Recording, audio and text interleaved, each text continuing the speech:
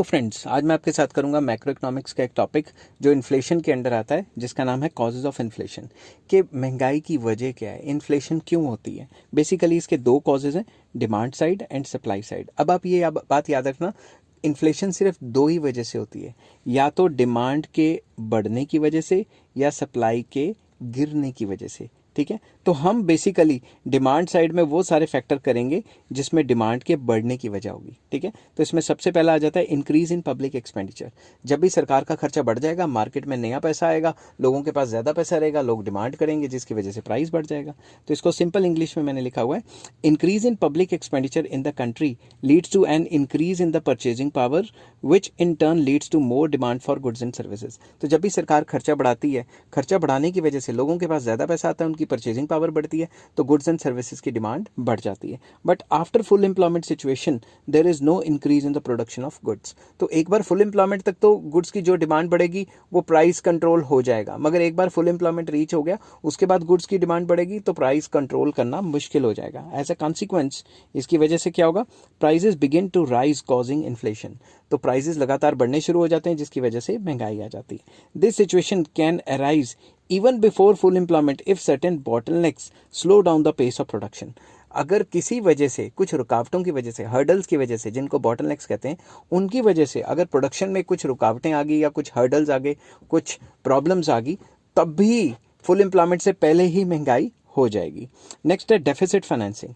आपको पता ही है, सरकार खर्चा ज़्यादा कर देती है और आमदनी कम होती है, उसको कवर करने के लिए सरकार नोट वगैरह छापती है, उससे भी मार्केट में पैसा ज़्यादा आता है। अब जैसे कोविड के बाद जो गवर्नमेंट्स हैं, उन्होंने, चाहे यूएस की गवर्नमेंट हो, यूके की गवर्नमेंट हो, इंडिया की गवर्नमेंट हो, किसी भी कंट्री की गवर्नमेंट हो, दबा के नोट प्रिंट किए और मार्केट में ज़्यादा पैसा आ गया, तो प्राइजेस देखो आज कहाँ जा रहे हैं। ठीक है, when government covers its deficit by printing more notes it lead to increase in monetary income of the people.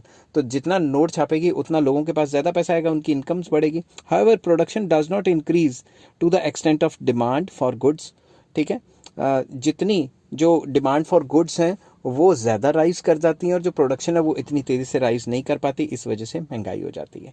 Next आ जाता है cheap monetary policy. Cheap monetary policy एक ऐसी सिचुएशन है जिसमें जो सेंट्रल बैंक कंट्री का, जो इंडिया में आरबीआई है, जो यूएसए में फेडरल रिजर्व्स हैं, वो रेट ऑफ इंटरेस्ट को गिराता है ताकि जो बिजनेस हाउसेज हैं और लोग हैं वो ज़्यादा लोन्स लें, ताकि चीज़ों की डिमांड को बढ़ाया जा सके। ठीक है, तो इसमें क्या होता है, चीप मॉनेटरी पॉलिसी या cheap money policy also causes excessive increase in money supply and thereby increase in demand for goods and services. क्योंकि जितना लोन ईजी कर देंगे, रेट ऑफ इंटरेस्ट गिरा देंगे, लोन्स ईजीली मिलने शुरू हो जाएंगे, सस्ते रेट पे लोन मिलेंगे, तो हर कोई लोन लेके कोई घर खरीद लेगा, कोई कार खरीद लेगा, कोई कुछ खरीद लेगा।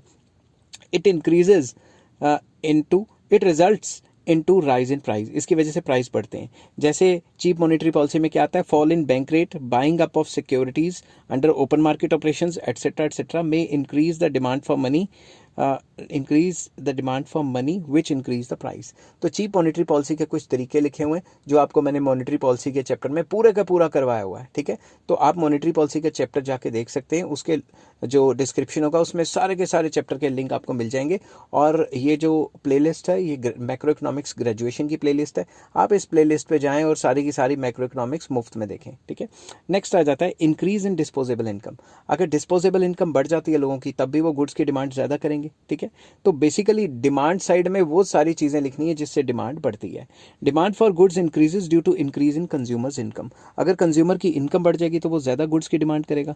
When some people by consuming more goods and services make relative improvement in their standard of living, it has demonstration effect on others। कुछ लोग क्या करते हैं, ज़्यादा गुड्स एंड सर्विसेज खरीदते हैं और दूसरों के सामने दिखावा करते हैं। जब दिखावा होता है तो उनके इन्फ्लुएंस में आके जो आम बंदा है, गरीब बंदा है, मिडिल क्लास बंदा है, वो भी वही चीज़ें करना शुरू कर देगा, तो उससे डिमांड और भी कई गुना बढ़ जाएगी। ठीक है, they also imitate their consumption pattern. वो क्या करते हैं, इमिटेट करना मतलब कॉपी करना। वो जैसे मान लो विराट कोहली है, शाहरुख खान है, अक्षय कुमार है, सलमान खान है, ये कहते हैं भाई ये चीज़ें खाओ, वो चीज़ें खाओ, इनकी एडवर्टाइजमेंट वगैरह करते हैं, तो लोग उनके पीछे लग के और ज़्यादा चीज़ें खरीदते हैं ताकि हम भी सलमान खान की तरह बीइंग ह्यूमन के कपड़े पहने, या शाहरुख खान की तरह हम भी पान मसाला खाएं। ठीक है, या फिर अक्षय कुमार की तरह हम भी वो थम्स अप पिए या कोल्ड ड्रिंक पिए। वैसे तो अक्षय कुमार ने भी आजकल वो पान मसाले की करनी शुरू कर दी है। तो इस तरीके से दिखावे में काफ़ी ज़्यादा डिमांड हो जाती है। Even if their present income is low, अगर उनकी प्रेजेंट इनकम लो भी है, then they draw upon their past savings, जो पुरानी सेविंग्स है वो बैंकों से निकाल लेंगे और कंजम्पशन कर देंगे। देयर इज दस an increasing pressure of on demand resulting into high prices. तो जब दिखावा करना होता है लोगों ने, तो आपको पता है जो भी उनके पैसे पूसे होते हैं बैंकों से निकाल के गाड़ियां ले लेंगे, टीवी ले लेंगे। शाहरुख खान एलजी की मशहूरी करता है तो एलजी का टीवी चाहिए हमें, और फलां बंदा ऑडी की मशहूरी करता है तो हमें ऑडी खरीदनी है। समझ की बात, ऐसे दिखावा करते हैं तो पैसे निकाल के मार्केट में खर्च करते हैं, जिसकी वजह से डिमांड बढ़ती है और प्राइसेस बढ़ जाती हैं। ब्लैक मनी होता है अनअकाउंटेड मनी, काला पैसा, ठीक है। Unaccounted money is called black money. It is the outcome of tax evasion. जब भी हम कोई भी पैसा सरकार को शो नहीं करते, जिसमें सरकार को टैक्स नहीं देते, वो पैसा ब्लैक मनी कहलाता है। Holders of black money spend it on luxuries. तो जिनके पास भी ब्लैक मनी होता है वो कैश दे दे के बड़ी बड़ी कारें खरीद लेंगे, बड़े बड़े फ़ोन खरीद लेंगे, ठीक है। तो उससे क्या होता है, they do not care about the prices. तो प्राइस चाहे जो मर्जी, उनके पास तो ब्लैक मनी है, वो तो खरीद सकते हैं। Which raises the demand and consequently raise the price. तो वो क्या करते हैं, कैश दे दे के इतना सामान खरीद लेते हैं और प्राइस की कोई परवाह नहीं मारते, इस वजह से भी डिमांड बढ़ती है और प्राइसेस काफ़ी बढ़ जाते हैं। Increase in investment another reason है। Increase in investment also accounts for inflation. जब भी ज़्यादा इन्वेस्टमेंट होगी तो मार्केट में ज़्यादा पैसा आएगा, ठीक है। When prospects of investment are quite bright, firms increase their investment. जब भी फर्म्स को लगता है कि उनका जो प्रॉफिट लेवल है वो काफ़ी हाई जा सकता है, उनको ज़्यादा प्रॉफिट हो सकता है, तो वो इन्वेस्टमेंट बढ़ा देते हैं। उससे क्या होता है, मोर कैपिटल फॉर्मेशन, और ज़्यादा कैपिटल फॉर्मेशन होती है। Prizes of capital goods increase under the pressure of increase demand for the same. जो भी कैपिटल गुड्स होते हैं उनके प्राइसेस बढ़ जाते हैं। अगर प्रोड्यूसर इन्वेस्ट करेगा तो किस में करेगा, मशीनें खरीदेगा, फैक्ट्रियां खोलेगा, तो वो जो मशीनें उनके प्राइसेस बढ़ जाएंगे क्योंकि उनकी डिमांड बढ़ जाएगी। Prices of other goods being rise in sympathy. तो जब सब कुछ ही महंगा हो रहा है, जिस चीज़ से गुड्स बनने हैं वो कैपिटल गुड्स ही महंगे हो रहे हैं, तो जो गुड्स बनेंगे वो भी फर्दर महंगे हो जाएंगे, ठीक है। नेक्स्ट आ जाता है रिडक्शन इन टैक्सेस का कम होना। When the government reduces the tax, तो उससे क्या होता है, people's real income and monetary income increases, ये इंक्रीज हो जाती है। इनकम इंक्रीज, मैंने इंक्रीज की ना स्पेलिंग गलत लिख दी है, ठीक है, मैं फिर से लिख देता हूँ क्योंकि कभी कभी स्पीड के चक्कर में ना तो ये हो जाता है। When the government reduces taxes, people's real and monetary income increase causing increase in the effective demand. जब टैक्सेस सरकार कम लगाएगी तो जितना कम टैक्स लगाएगी सरकार, उतना लोगों के पास ज़्यादा पैसा बच जाएगा, तो वो डिमांड बढ़ा देंगे। This additional purchasing power in the hands of people stimulates the demand for goods making price rise inevitable. तो जब लोगों के पास फालतू पैसा होगा वो ज़्यादा डिमांड करेंगे तो प्राइसेस तो बढ़ने ही बढ़ने हैं। लेस पब्लिक बोरोइंग, इसमें क्या होता है, in case of reduced public borrowing or when the old debts are repaid, people have more purchasing power, exerting pressure on the available goods and services resulting in inflation। आपको पता है monetary policy में एक term आती है open market operation.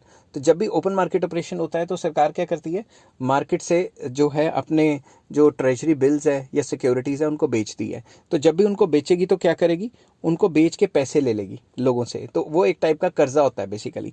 तो अगर सरकार लोगों से कर्जा नहीं लेगी ओपन मार्केट ऑपरेशन के थ्रू, या फिर मार्केट में जो पुराना कर्जा देना है उसको रीपे कर देगी, तो मार्केट में एकदम से काफ़ी ज़्यादा पैसा आ जाएगा, ठीक है।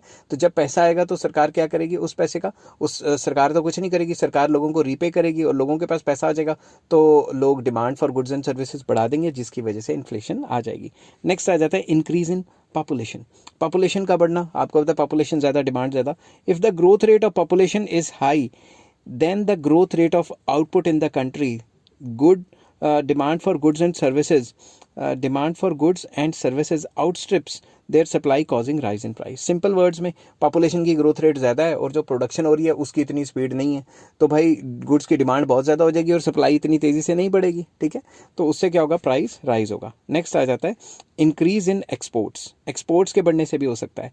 Rising exports push up the prices on two counts, दो वजह से बढ़ता है। पहला, more exports means more income and hence more demand for goods and services by exporters leading to rise in price। Exporters के पास ज़्यादा पैसा आ जाएगा, जितने ज़्यादा एक्सपोर्ट करेंगे बाहर से उतने डॉलर कमा के लाएंगे, जितने डॉलर कमा के लाएंगे उतना गुड्स एंड सर्विसेज की डिमांड बढ़ा देंगे, ठीक है। दूसरी तरफ More exports of consumer goods mean less supply of domestic consumption and so rise in the price. More export of consumer goods, अगर consumer goods का ज़्यादा बाहर एक्सपोर्ट करेंगे उससे क्या होगा, हमारे घर में consumer goods की कमी हो जाएगी, तो उससे भी प्राइस राइज हो सकता है. तो ये जो मैंने फैक्टर अभी तक बताए थे आपको, ये थे डिमांड साइड. तो इन सारे फैक्टर में कहीं ना कहीं डिमांड बढ़ती है और उसकी वजह से प्राइसेस बढ़ती है. नेक्स्ट आ जाता है सप्लाई साइड कॉजेज. सप्लाई के बढ़ने की वजह से, मतलब सप्लाई के गिरने की वजह से, अब जितने भी पॉइंट इसमें मैं बताऊंगा उसमें सिर्फ सप्लाई गिरेगी, तो सप्लाई के गिरने की वजह से भी प्राइसेस बढ़ते हैं. ठीक है, तो सबसे पहला तो पॉइंट सीधा ही है, less production. Fall in the production is one of the principal causes of rise in price. अब किसी चीज़ की प्रोडक्शन ही कम होगी, डिमांड ज़्यादा है, माल कम बन रहा है, तो फिर प्राइस राइज तो होना ही है ना. Fall in the agricultural and industrial production in relation to demand leads to rise in price. कभी कभी एग्रीकल्चर प्रोडक्शन कम हो जाती है, सीजन में बारिश नहीं हुई या कुछ नहीं है, उस वजह से प्रोडक्शन कम होगी, तो फिर उसका प्राइस बढ़ जाता है. जैसे इंडस्ट्रियल प्रोडक्शन कम होती है किसी पर्टिकुलर सीजन में, तो उसमें भी आपका प्राइसेस बढ़ जाता है. Production may fall due to diverse reasons. Production किसी वजह से भी कम हो सकती है, जैसे disputes between employees and employ. क्या पता हड़ताल होगी, स्ट्राइक होगी, मुजाहरा हो गया, उस वजह से काम नहीं हुआ फैक्ट्री में. नेचुरल कैलेमिटीज़, कुछ ज़्यादा ही फ्लड आ गया या बारिश ही नहीं पड़ी, तो एग्रीकल्चर में पंगा पड़ गया. Under utilisation of production capacity. Under utilisation of production, सबसे पहले तो प्रोडक्शन कैपेसिटी क्या होती है. एक फैक्ट्री में 10 मशीनें लगी हैं और अगर 10 की 10 चलेंगी तो fuller utilisation of production capacity होगी. मगर अगर 10 की जगह 2 मशीनें चल रही हैं, 4 चल रही हैं, तो अंडर यूटिलाइजेशन हो रही है ना प्रोडक्शन कैपेसिटी की. तो जितनी प्रोडक्शन कैपेसिटी है उस पर काम नहीं करेंगे तो सप्लाई तो अपने आप ही गिरनी है ना. और non availability of strategic inputs, अगर रॉ मटेरियल मिलना ही बंद हो जाए तो भी फिर सप्लाई रुक जाएगी. Next, artificial scarcity. कई लोग क्या करते हैं, होर्डर्स, जमाखोर, क्या करते हैं, पीछे से कह देते हैं भाई पीछे से ही नहीं माल आ रहा, पीछे से ही नहीं माल आ रहा, तो फिर वो अपने गोदामों में भरते रहते हैं. जैसे ही ऑफ सीजन आ जाता है डबल रेट पे बेचते हैं. समझ की बात. Hoarders and profiteers create artificial scarcity of goods by way of hoarding. Hoarding कर लेते हैं और जब ऑफ सीजन आता है तो फिर डबल रेट पे बेचते हैं. Taxation policy of the government. High rate of taxes like GST, corporation tax etcetera discourages production. Government जितना ज़्यादा टैक्स लगाएगी उससे प्रोडक्शन डिस्करेज होगी. Under this situation even when demand for goods remains constant there will be a rise in their prices. Demand constant है फिर भी production गिर गई, क्यों, टैक्सेस की वजह से प्रोड्यूसर के प्रॉफिट गिर गए, उन्होंने सप्लाई कम कर दी. Thus fall in the production give rise to inflation. Next आ जाता है शॉर्टेज ऑफ फूड ग्रेन्स. ये तो आपको सिंपल सी बात है, फूड ग्रेन्स की कमी है. अब जैसे वीट की कमी हो गई है, क्योंकि वीट के एक्सपोर्टर कौन है, एक तो रशिया है, एक यूक्रेन है, दोनों आपस में लड़ाइयाँ करी जा रही हैं. ठीक है ना. अब कौन सही कर रहा है कौन गलत कर रहा है, ये पॉलिटिक्स का तो चैनल है नहीं, इकोनॉमिक्स का है, वो किसी और दिन में डिस्कस करूंगा जब मैं पॉलिटिकल साइंस पढ़ाऊंगा. तो अभी तो मैं ये कह रहा हूँ कि जो यूक्रेन है वो काफ़ी ज़्यादा एक्सपोर्टर है, वो एक वर्ल्ड का biggest exporter, one of the biggest exporter of wheat है. तो जितनी भी अफ्रीकन कंट्रीज़ हैं उनकी ऐसी की तैसी हुई पड़ी है, उनको वीट ही नहीं मिल रही. ठीक है.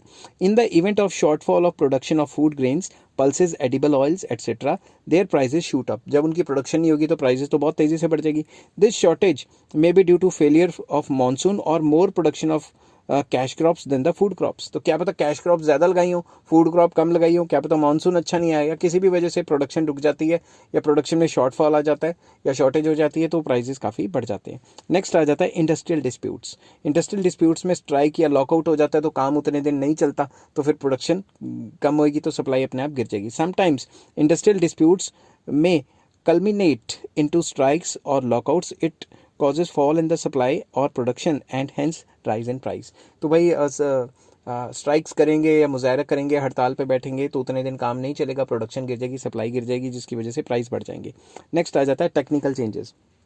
New inventions ever take place in a dynamic age of science. लगातार इन्वेंशंस होती जा रही हैं. Switching over to new techniques takes time with the result of production process is with this result इससे क्या होता है, प्रोडक्शन प्रोसेस स्लो डाउन हो जाता है. मान लो मेरी एक फैक्ट्री है, मैंने वो 5 साल से मशीन लगा रहा हूँ और वही यूज़ करी जा रहा हूँ. एक नई मशीन आ गई जो डबल काम कर सकती है और मेरी बिजली भी कम खाएगी, तो मैं क्या करूँगा, उसको चेंज करूँगा. जब तक चेंज करूँगा 2-4 दिन फैक्ट्री बंद रहेगी. ठीक है. However technicians and specialists are paid their remuneration as usual. तो तनख्वाहें तो मैं देता रहूँगा सारे एम्प्लॉयज़ को, मगर 2-4 दिन जो चेंजेस करने में लगे हैं उसमें तो वही वो काम नहीं ना हो पाएगा, सप्लाई भी रुक जाएगी, तनख्वाहें तो मुझे सबको देनी है. This increases the cost of production only to accelerate the inflationary pressure.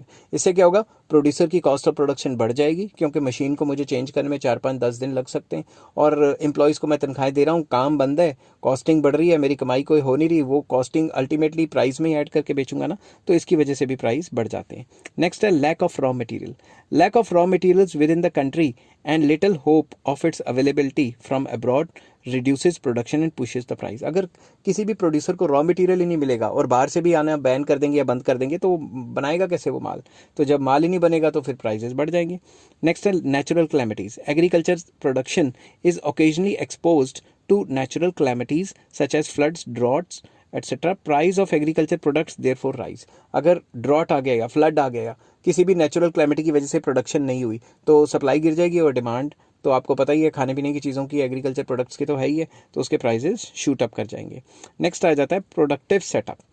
Sometimes production pattern in the country undergoes a change that producers begin to produce more and more of luxury goods and और basic and heavy goods. Basically production का pattern ही change होना, ठीक है, setup ही change होना। जैसे for example आजकल आप कहीं भी चले जाओ, मोबाइल की दुकान मिल जाएगी और कपड़ों की दुकान मिल जाएगी और लेडीज़ के सामान की दुकान मिल जाएगी। ऐसी ऐसी दुकानें मिल जाएंगी जिनका ट्रेंड है, जो लग्जरी आइटम है, मगर जो वो वाली चीज़ें हैं जैसे खाने पीने की, ग्रॉसरीज वगैरह, वो दुकानें पहले बहुत ज़्यादा होती थी, अब कम होती जा रही हैं। तो मतलब प्रोडक्टिव सेटअप चेंज हो रहा है, जिसकी वजह से जो नेसेसिटीज़ हैं वो कम होती जा रही हैं, उनकी सप्लाई कम हो जाएगी तो प्राइसेस बढ़ जाएंगे। It is so because production of these goods are more profitable than the mass consumer goods. जो सारे लोग खाते हैं उनकी जो प्रोडक्शन करना है वो इतना प्रॉफिटेबल नहीं है। और प्रॉफिटेबल क्या है? प्रॉफिटेबल है, क्या कहते हैं, जो लग्जरी आइटम्स हैं, क्योंकि उनके प्राइस हाई फाई बेच सकते हैं, वो ज़्यादा प्रॉफिटेबल है। Consequently income of the labourers increase and so also their demand for wage goods. तो अगर उनसे ज़्यादा लग्जरी आइटम बनवाए जाएंगे तो उनकी इनकम तो बढ़ रही है, जितनी इनकम ज़्यादा वो खाने पीने की चीज़ों की ज़्यादा डिमांड करेंगे, मगर खाने पीने की चीज़ें बन तो कम रही हैं, ठीक है। दिस कॉजेज, इसकी वजह से क्या होता है, this causes the prices of such goods to rise very much. उसकी वजह से प्राइसेस बहुत ज़्यादा बढ़ जाते हैं। नेक्स्ट आ गया वॉर। आपको पता है जंग के टाइम पे तो सब कुछ बंद होता है, प्रोडक्शन रुक जाती है, उसकी वजह से भी प्राइस बढ़ जाती है। Production of consumer goods falls heavily during war time, ठीक है।